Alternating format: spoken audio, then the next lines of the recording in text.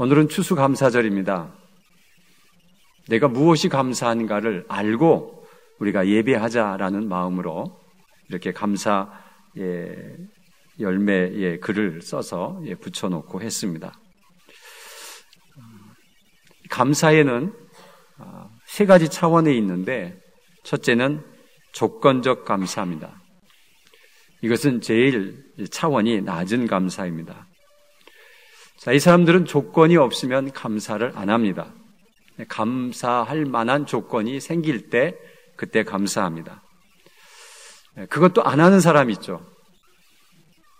그러나 이런 감사는 누구든지 할 수 있는 마음이 있습니다.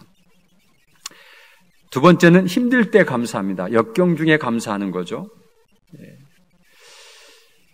영국에서 청교도들이 미국으로 건너가서 인디안들을 만나고 가다가 반이 죽고 가서 인디안 추위에 또 죽고 그래서 남은 사람들이 인디안의 도움을 받아서 농사를 져서 첫 열매를 맺었습니다. 그리고 그들은 집과 그런 것을 먼저 짓기 전에 교회를 먼저 짓고 그들은 하나님 앞에 예배를 먼저 드렸습니다. 그것이 추수감사절의 유래가 되었습니다. 정말 힘들 때 우리가 먼저 하나님 앞에 감사할 수 있는 그것은 한 차원 높은 감사입니다. 시편 119편 71편에 고난 당한 것이 내게 유익이라 이로 말미암아 내가 주는 율례들을 배우게 되었나이다. 고난이 주는 배움이 있다는 것입니다. 그래서 우리는 힘들 때 감사할 수 있는 믿음이 있다고 하면 참 훌륭한 믿음입니다. 그런데 쉽지 않습니다. 왜냐하면 내가 이런 역경이 닥쳤는데 어떻게 감사가 나오겠습니까?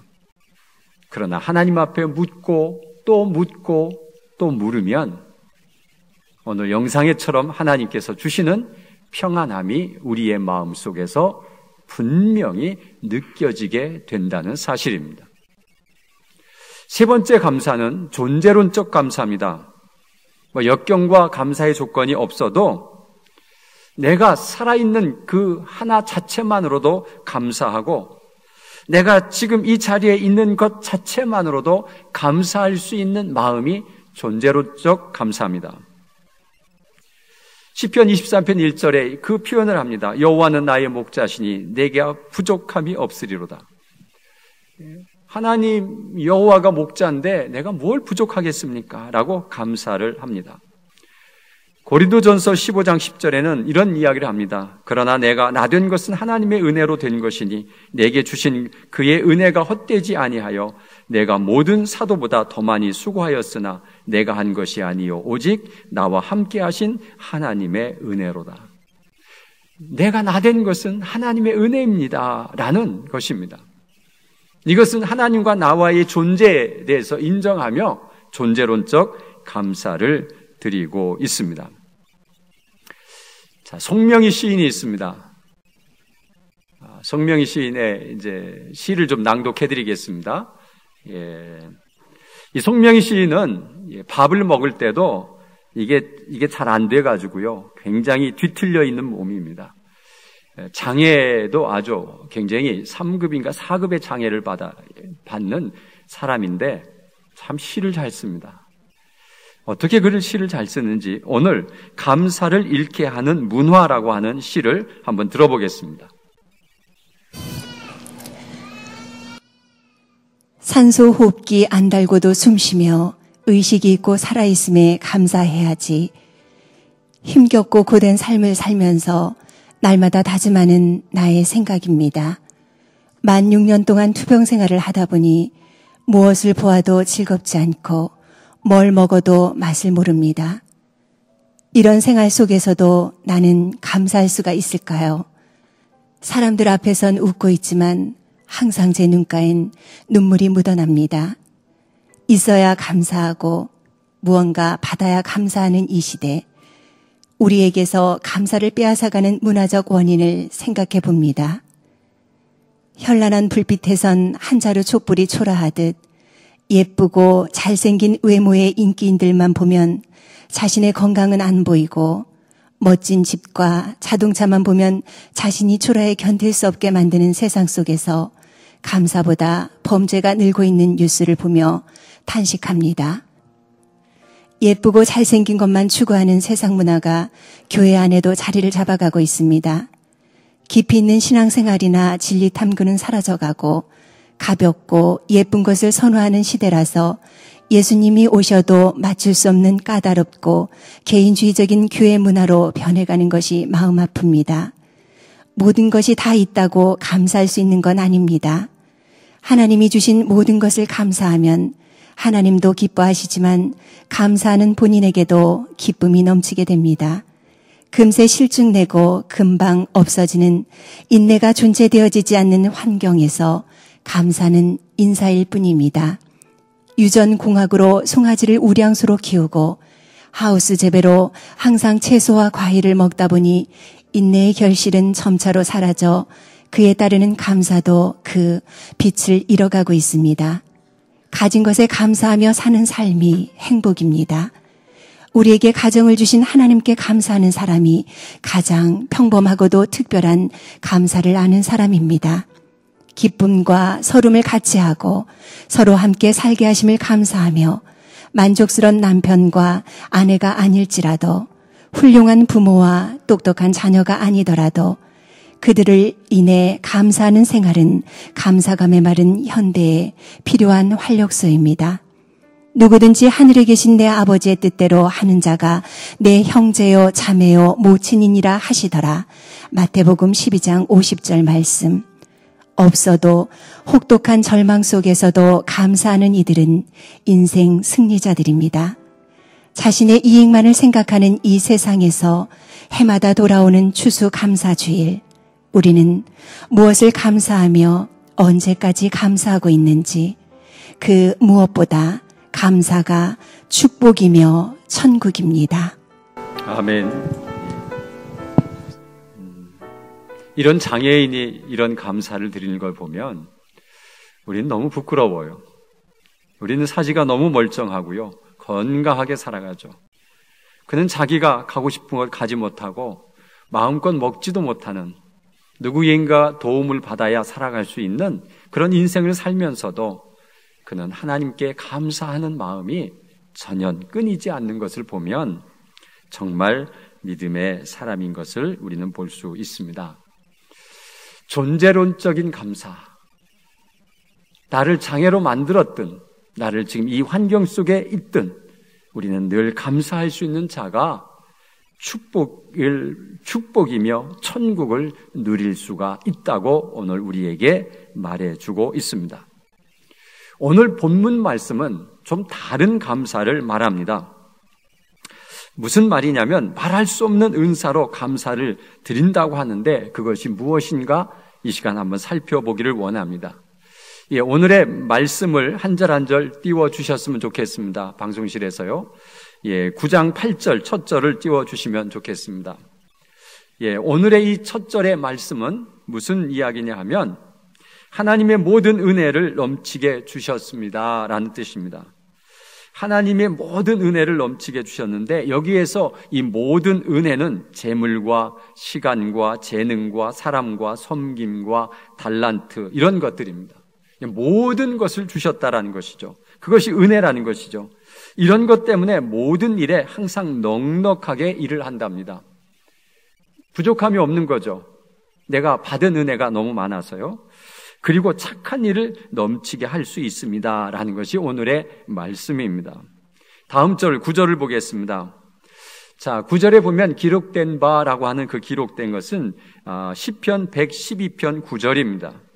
그 말은 이런 말이 있습니다. 그 시편 120편 9절에 보면 재물을 풀어 가난한 자들에게 주면 그의 의가 영원토록 기억된다는 말씀입니다.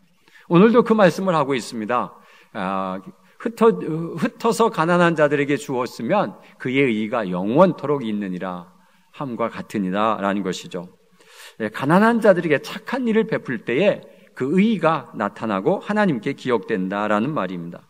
10절의 말씀을 보면 심는 자에게 씨와 먹을 양식을 주시는 하나님이 너희 심을 것을 주사 풍성하게 하시고, 심을 것을 주셔서 추수를 해봤더니 풍성해요. 그래서 그것을 가난한 자들에게 나누어 주어 의의 열매를 더하게 하심이라. 하나님이 너무 풍성하게 주셔서 그거를 가난한 자들에게 나눠주면서 그 의의 열매가 아까 기록된 바라고 말하는 것처럼 그런 의가 하나님 앞에 열매로 나타난다라고 하는 것을 말씀하고 있습니다. 11절의 말씀은 또 이렇습니다. 하나님이 모든 일에 넉넉하게 하심으로 너그럽게 헌금을 하면 그것을 가난한 자들에게 주며 그들이 하나님께 감사를 돌리게 된다라는 말씀입니다. 여기에서 이 헌금이라고 하는 것은 연보라고 하는데 이것을 헌금이라고 말합니다. 자, 오늘의 이 본문 속의 배경은 이렇습니다. 예루살렘 교회가 힘이 어려워졌습니다. 핍박도 많고 그래서 재정에 큰 어려움이 있어서 우리 고린도 교회에서 헌금을 좀 해달라고 부탁했습니다. 그런데 그들이 힘껏 헌금했습니다. 그래서 그 헌금을 가지고 이제 예루살렘으로 사도 바울이 떠나게 되었습니다. 떠나게 되면서 오늘 이 말씀을 하게 되는 것입니다. 그래서 하나님이 모든 일에 넉넉하게 하심으로 너그럽게 헌금을 하면 그 헌금이 쓰여지는 가난한 자들에게 쓰여지면 그들이 하나님께 감사를 돌리게 한다는 것입니다. 그러니까 나의 헌금이 많은 사람들이 하나님께 감사하게 만드는 것이죠. 그런데 그 선한 일, 착한 일, 가난한 자에게 도움을 주는 일을 내가 직접 하면 그 감사가 나에게 다가옵니다. 그러나 이 헌금을 통해서 그것을 가난한 자들에게 전해게 주면 그들이 누가 이것을 전해줬는지 모르고 교회나 또 믿음의 형제들이 전해준 것 때문에 하나님이 주신 것으로 생각하고 하나님 앞에 감사를 드린다는 것입니다. 그러니 이것이 얼마나 큰 일이냐라는 것을 말하고 있습니다. 12절에는 봉사의 직무라고 하는데 헌금을 너그럽게 하는 봉사의 직무가 성도들의 부족한 부분을 채우고 가난한 성도들이 많은 감사로 넘치는 감사의 예배가 되어진다는 것입니다. 이 봉사의 직무라고 했는데 헌금을 드리는 그 직무 또 봉사하는 직무 그래서 그것을 통해서 가난한 자들이 감사의 예배가 풍성하게 드려지는 것을 말하고 있습니다. 13절에는 또 이렇습니다. 이 직무로 증거를 삼아 그런 것처럼 가난한 자를 돕는 이 직무가 하나님께 영광이 된답니다. 어떻게 영광이 되는가라고 보면 그리스도의 복음을 진실히 믿고 복종함의 본을 보임으로 영광이 됩니다. 이 사람이 열심히 일해서 귀한 헌금을 드림으로 인해서 하나님께서 주시는 뜻대로 살아가니 하나님이 축복하셨습니다 라는 것을 나타내서 하나님께 영광이 된다는 것입니다. 또 하나는 모든 사람을 섬기는 후한 헌금으로 하나님께 영광이 됩니다. 모든 사람들을 섬기는 그 후한 헌금 때문에 그 헌금을 받은 도움을 받은 사람들이 모두 하나님께 영광이 된다는 사실을 말하고 있습니다. 또 14절에 보니까 도움을 받은 그들이 너희를 위하여 간구하는 기도의 동역자가 된다. 그리고 너희를 늘 사모한다 라고 말하고 있습니다. 이제 이스라엘 예루살렘의 교회, 예루살렘에 있는 교회가 이 헌금을 받으면 고린도 교회에게 늘 감사하고 또 만났으면 좋겠다 이런 마음도 갖고 또 그를 위해서 계속 기도하게 된다는 사실입니다. 그리고 고린도 교회는 예루살렘 교회가 어렵다는 소식을 듣고 헌금도 보냈지만 또 마음을 다해서 그들을 위해서 기도해주는 서로의 기도의 동역자가 된다는 것을 말할 수 있습니다. 그러니 얼마나 좋은 관계가 이루어집니까? 15절에 말할 수 없는 그의 은사로 말미암아 하나님께 감사한다라는데 말할 수 없는 그의 은사가 곧 하나님의 선물입니다. 은사는 하나님께서 거저주신 이 일들입니다. 그래서 하나님의 선물이라 그러는데 하나님께서 어떤 은사를 주셨느냐 하면 이 봉사의 직무 또 헌금을 하게 하는 이런 은혜를 내게 주셨다는 것입니다. 그런 은혜는 여러분 내가 어떤 재물이 많이 있지 않고는 이건 할 수 없는 일이에요.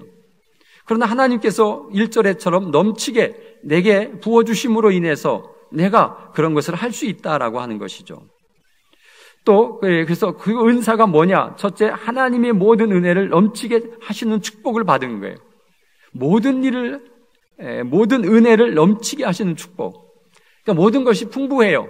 재능도 있어요. 시간도 있어요. 여러 가지 일들이 있어서 내가 풍요하게 넘치게 할 수 있어요. 두 번째는 하나님이 주시는 모든 일에 항상 넉넉하게 하시는 축복을 받은 사람이에요. 이게 은사예요. 지금 은사. 그래서 무슨 일을 하든지 넉넉하게 내가 쓰임새 있게 살아갈 수가 있는 거예요. 세 번째는 넉넉하게 채우심으로 착한 일을 넘치게 하시는 축복이에요. 하나님이 내게 부어주셨기 때문에 그것을 아끼지 않고 착한 일, 선한 일을, 남을 돕는 일을 넘치게 하는 축복을 한 것을 말하고 있습니다. 또 네 번째는 착한 일로 인해 도움을 받는 사람들이 하나님께 감사와 영광을 돌리게 하는 축복이에요. 나로 인해서 내가 열심히 헌금하고 또 가난한 자들을 도움으로 인해서 그것을 받는 사람들이 모두 하나님께 감사와 영광을 돌리는 그런 축복을 받았다는 것이죠. 이것이 뭐냐? 말할 수 없는 은사로 내게 하나님께 감사한다는 표현입니다. 여러분은 이런 말할 수 없는 은사를 받으셨습니까? 저는 받은 게 없는데요. 받은 사람이 없을 수도 있습니다. 근데 많은 사람들이요, 이 1, 2번의 감사는 받습니다. 뭐냐 하면 하나님이 모든 은혜를 넘치게 하시는 축복도 받았습니다. 그리고 주시는 은혜로 모든 일에 항상 넉넉하게 쓸 수 있는 축복을 받았습니다. 그런데 여기까지만 갑니다. 그 다음에 일을 안 해요. 그 다음에 뭐래요? 3번인데 넉넉하게 채우심으로 착한 일을 넘치게 하시는, 여기까지는 안 갑니다.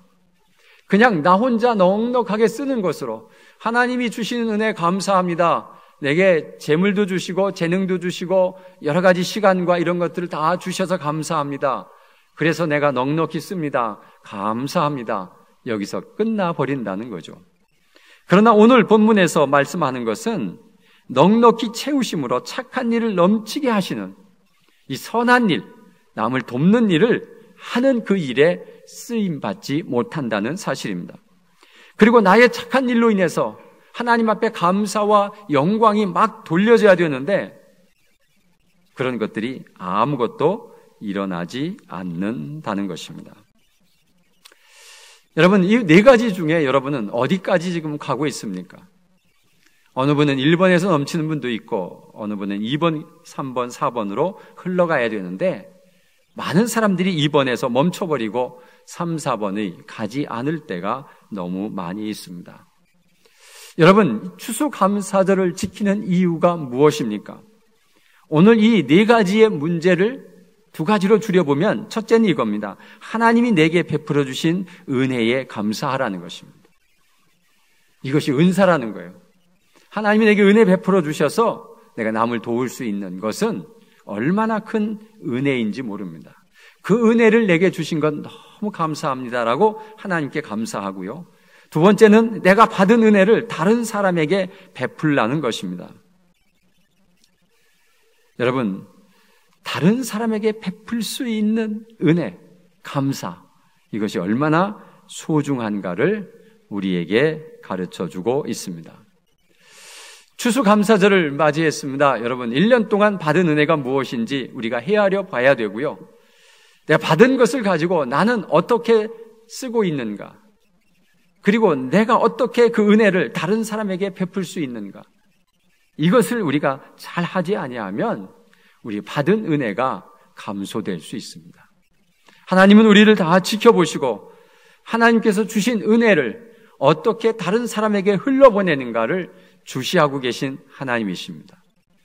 그래서 우리는 모든 것이 다 감사하는 존재론적인 감사를 드려가면서 우리에게 가진 것을 나누어 줄 수 있는 그런 은혜, 그리고 헌금함으로 그 헌금이 쓰여짐으로 그 사람들이 하나님 앞에 찬양과 감사를 올리는 그런 열매가 맺는 것은 우리의 의의 열매라고 말씀하고 있습니다.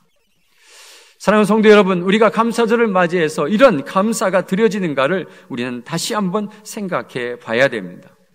우리도 말할 수 없는 주님이 주신 은사를 받았습니다. 하나님의 선물을 받았습니다.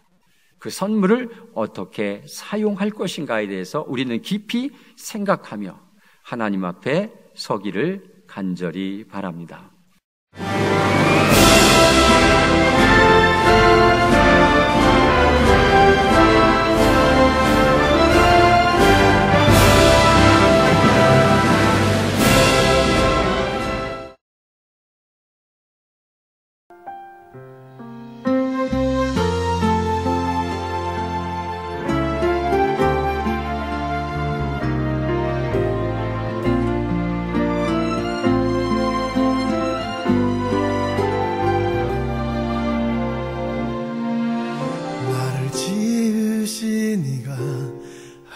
하나님,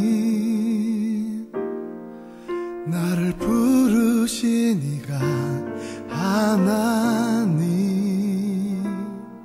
나를 보내시니도 하나님, 나의 나 된 것은 다 하나님 은혜라. 나의 달려갈 길 다 가도록 나의 마지막으로 가도록 나로 그 십자가 품게 하시니 나의 나 된 것은 다 하나님 은혜라. 한량없는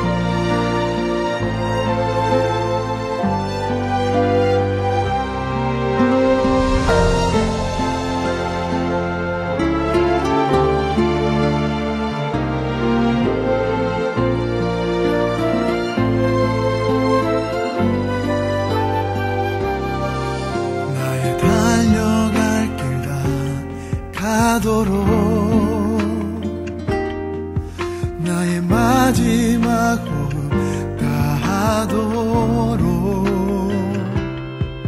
나로 그 십자가 품게 하시니 나의 나 된 것은 다 하나님 은혜라. 한량없는